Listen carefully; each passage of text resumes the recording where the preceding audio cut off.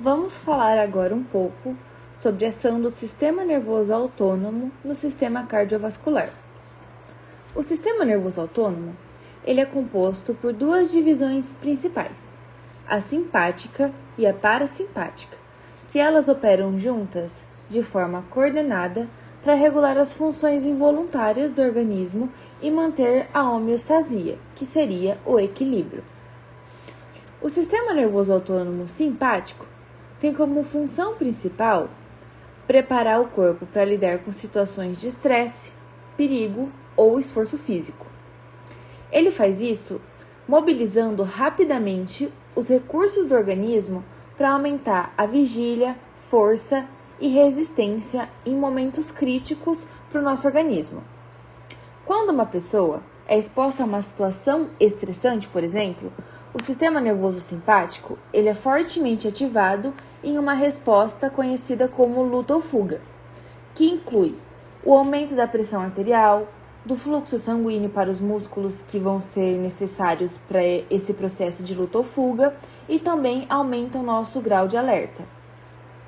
Os principais neurotransmissores do sistema nervoso autônomo simpático é a adrenalina e a noradrenalina, que vão agir sobre receptores conhecidos como adrenérgicos ou adrenorreceptores. Já a função geral do sistema nervoso parasimpático é de ser restaurador, de conservação de energia, promove o descanso e a recuperação. As ações desse sistema, geralmente elas são ativadas em momentos que a gente se encontra em estado de relaxamento, como por exemplo durante o sono, após uma refeição, o que permite que o nosso corpo ele economize energia e realize processos restauradores. O principal neurotransmissor do sistema nervoso autônomo parasimpático é a acetilcolina, que age sobre os receptores conhecidos como colinérgicos ou colinorreceptores. A ação conjunta do sistema nervoso autônomo simpático e parasimpático vão ter efeitos no controle das atividades do sistema cardiovascular, como sobre a frequência cardíaca e força de contração, a pressão arterial e o diâmetro do vaso. E agora vamos falar um pouquinho especificamente sobre cada uma dessas ações. Bom, sobre a frequência cardíaca e a força de contração, o sistema nervoso simpático, em situações de esforço físico, estresse ou em resposta a estímulos emocionais, ele é ativado, liberando a noradrenalina, que age sobre os receptores presentes no coração, aumentando a frequência cardíaca, que é conhecida como efeito cronotrópico positivo, e também aumentando a força de contração do músculo cardíaco, conhecido como efeito inotrópico positivo. Bom, o aumento da força de contração é responsável por aumentar o volume sistólico, que é a quantidade de sangue que é expelida pelo coração a cada batimento. Logo, quando tem um aumento da frequência cardíaca e do volume sistólico, isso faz com que eleve o débito cardíaco, que vai ser a quantidade de sangue bombeada pelo coração por minuto. Isso ajuda a fornecer mais sangue, oxigênio e nutrientes para os tecidos do corpo.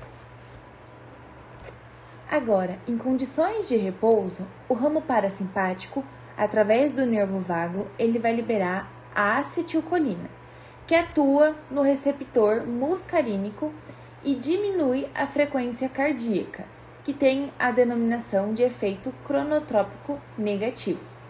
Esse efeito, ele desacelera o ritmo cardíaco, promove a economia de energia, permitindo que o coração opere em um estado mais conservador.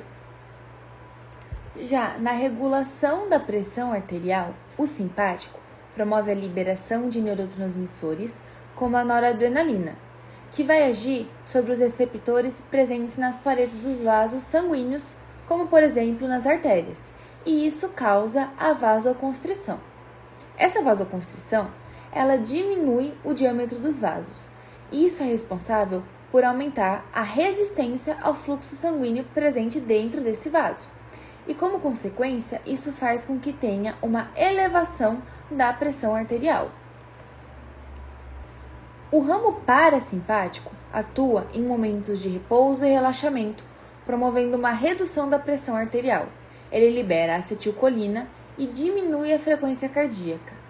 Como tem uma frequência cardíaca mais baixa e o débito cardíaco também diminui, isso faz com que tenha uma redução na pressão arterial.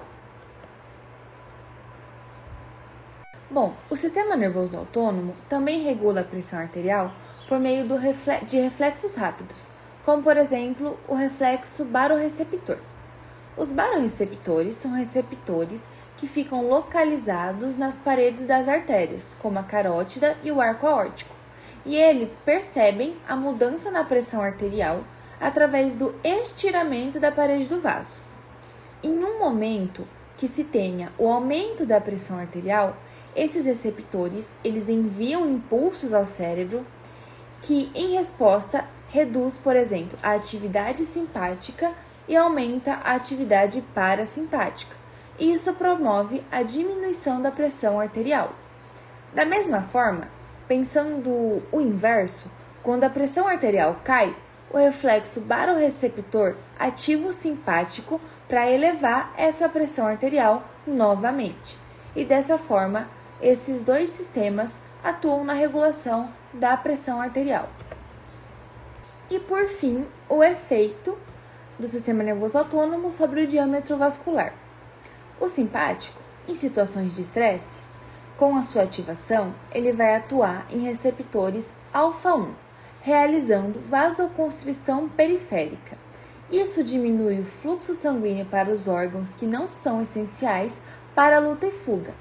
Enquanto isso, ele também realiza a dilatação dos vasos que irrigam o músculo estriado esquelético e músculo cardíaco, para uma maior eficiência no processo de luta e fuga. Já o sistema nervoso parasimpático, ele não tem grande ação no controle vasomotor, uma vez que a vasodilatação e a vasoconstrição são de ação principal do sistema nervoso autônomo simpático. E dessa forma, a gente tem uma visão geral sobre a ação do sistema nervoso autônomo simpático e parasimpático no sistema cardiovascular.